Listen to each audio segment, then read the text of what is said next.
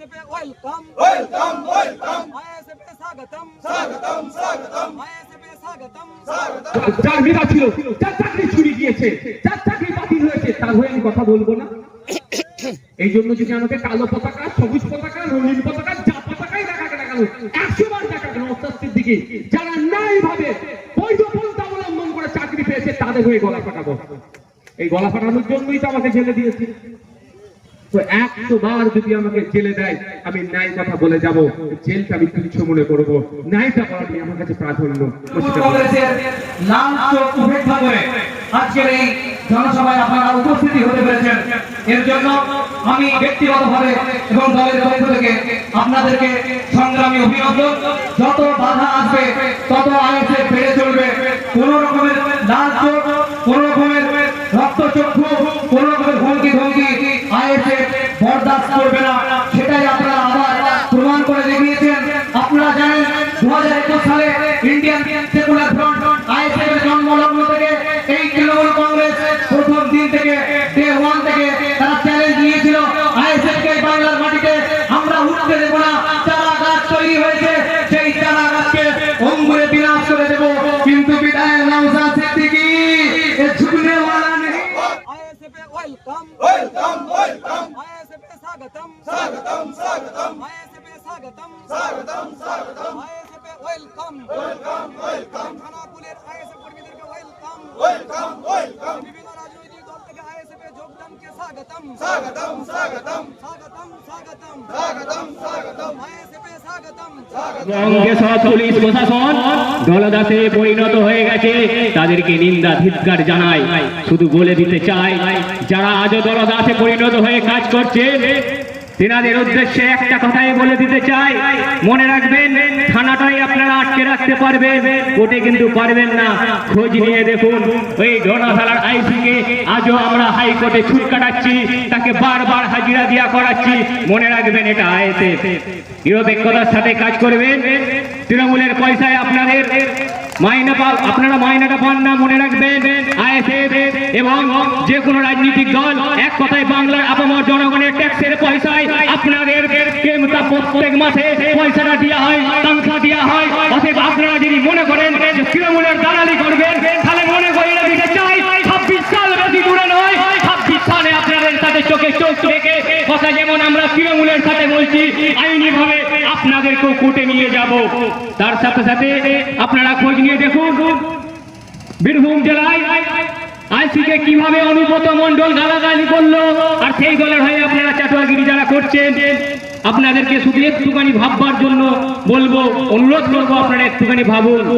কারণ যখন কেউ ফেঁসে যায়, সেটা তৃণমূলের বড় নেতা হোক আর কোন আইসিওসি হোক, মমতা বন্দ্যোপাধ্যায় পাশে থাকে না।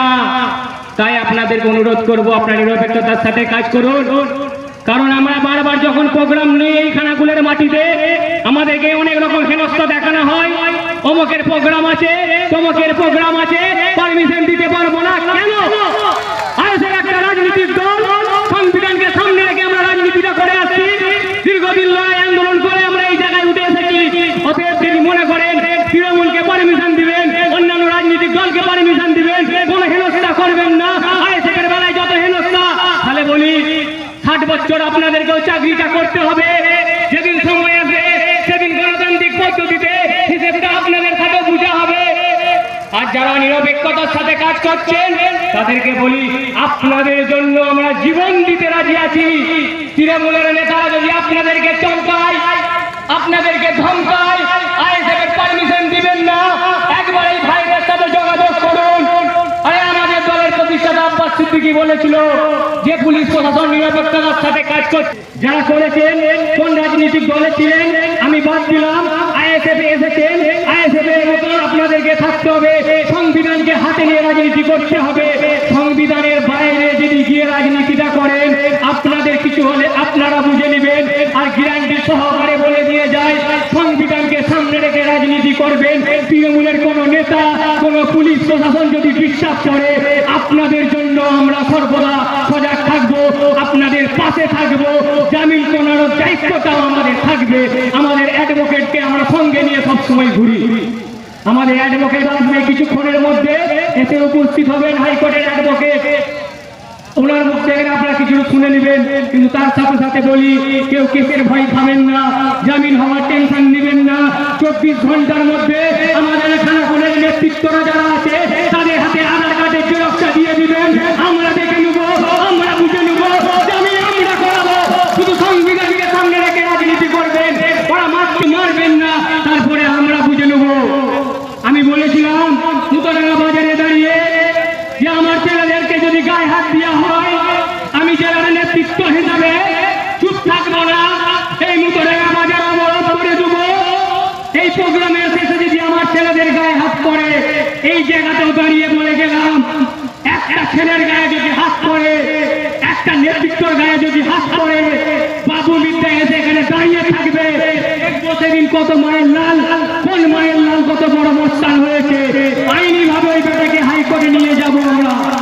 ছেড়ে কথা বলবো না, অনেক অত্যাচার সহ্য করেছি। 2023 সাল নয়, 21শে জানুয়ারি নয়, নওশাদ সিদ্দিকীকে 42 দিন জেল খাটানো হয়েছিল।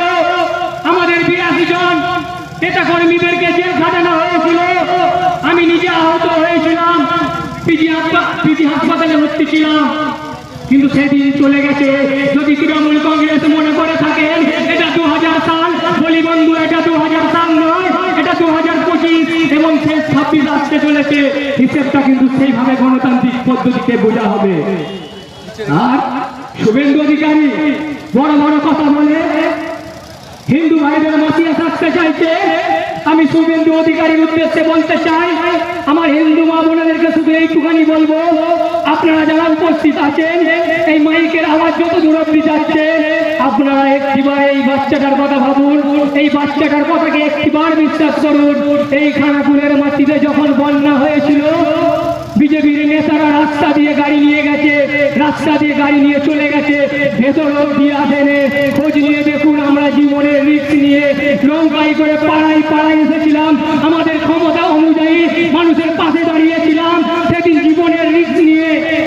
এবং তার আগের বছর যে বন্যায় আমি নিজে মরতে মরতে ফিরে গেছি এই খানাকুলের মাটি থেকে, স্কুটি নিয়ে ভেসে যাওয়ার পরিস্থিতি হয়ে গেছিল। আমরা বাড়িতে বাড়িতে খোঁজ নিয়েছিলাম। হ্যাঁ, আমাদের একটাই বিধায়ক, আমাদের ছোট্ট দল, আমাদের অর্থ নেই, আমাদের সেভাবে ক্ষমতা নেই, কিন্তু যতটুকু ছিল ততটুকু নিয়ে মানুষের পাশে দাঁড়িয়ে তোমরা আমাদের পাশে এসেছো, আমাদের দুঃখের সাথী হয়েছো, আমাদের পাশে দাঁড়িয়েছো, আমাদের খোঁজ নিচ্ছ, সন্ধে হয়ে গেছে এখানে দাঁড়িয়ে আছো, এটাই আমাদের কাছে অনেক। আমি তখন প্রশ্ন করলাম, এই খানাকুলের মাটিতে নাকি বিজেপির বিধায়ক ওনারা কি এসেছিল? বলছে না বাবা, আমরা তো এখানে দেখতে পাইনি, তবে যেটা খোঁজ নিয়ে জানতে পারলাম, রাস্তায় গাড়ি নিয়ে লালবাতি গাড়ি নিয়ে এসেছিল, আর লালবাতি গাড়ি নিয়ে রাস্তা থেকে চলে গেছে কিছু খাবার দিয়ে রাস্তার ধারে যারা ছিল। আজকে বলুন, আমি একটা দলের ছোট্ট দলের একটা সামান্য সভাপতি, তারকেশ্বর বিধানসভা এবং জেলার নেতৃত্ব সহ আমরা অনেকে সাবধান বাইশ যদি আসতে পারি, যারা শাসকে আছে, যারা বিজেপি কেন্দ্রে আছে, এই বাংলায় যারা ৭৭টা বিধায়ক আছে, 12টা এমপি আছে, তারা তো ভাই 4টে 5টা করে নৌকা নিয়ে মানুষের পাশে দাঁড়াতে পারতো। কেন এতদিন মুসলমানদের ভোট নিয়েছিল অনেক কিছু, তাদেরকে কথা বলবেন ভাই, খুঁজে বার করার দায়িত্ব ভারত সরকারের, নওশাদ সিদ্দিকীরও নয়, আর আপনার পাড়ার সমীর কাকারও নয়, সনাতন কাকারও নয়। খুঁজে বার করার দায়িত্ব কার? শুভেন্দু অধিকারীর নেতার। যদি না খুঁজে বার করতে পারে, ব্যর্থতার দায় নিয়ে পদত্যাগ করুক, অন্যদের হাতে দায়িত্ব তুলে দিক, তারা খুঁজে বার করার চেষ্টা করবে। এটা বলতে হবে। এটা নিয়ে হিন্দু মুসলমানের মধ্যে লড়াই করার চেষ্টা করছে। ব্যর্থ হলো অমিত শাহজি, ব্যর্থ হলো প্রধানমন্ত্রী, ব্যর্থ হলো দেশের আপনার যারা ইন্টেলিজেন্স ডিপার্টমেন্টে আছে, গোয়েন্দা বিভাগ। আর দায়টা কার কাছে গেল? গরিব মুসলমান ঠেলাওয়ালার কাছে। ওকে যে বলছে এই কাশ্মীরে কেন টেরার অ্যাটাক হলো, তার উপরিয়েছে না? ওর দায়িত্ব ছিল আটকানোর। দায়িত্ব ছিল আটকানোর কার? শুভেন্দু অধিকারীর নেতা। সে ব্যর্থ হয়েছে, ব্যর্থতার দায় গরিব মুসলমানের উপরে চাপাচ্ছে। বন্ধুগণ, আপনাকে আমাকে সজাগ থাকতে হবে। এরা আপনাকে আমাকে দায় ঠেলে দিয়ে এদের ব্যর্থতা থাকার চেষ্টা করবে, আর এই সমাজে আমরা কিন্তু পা দেবো না। বন্ধুগণ, দ্বিতীয় প্রশ্ন যেটা আছে, একটা ঘড়ি রাখতে, একটা ঘড়ি রাখতে বলছি তো, মোবাইল রাখো না।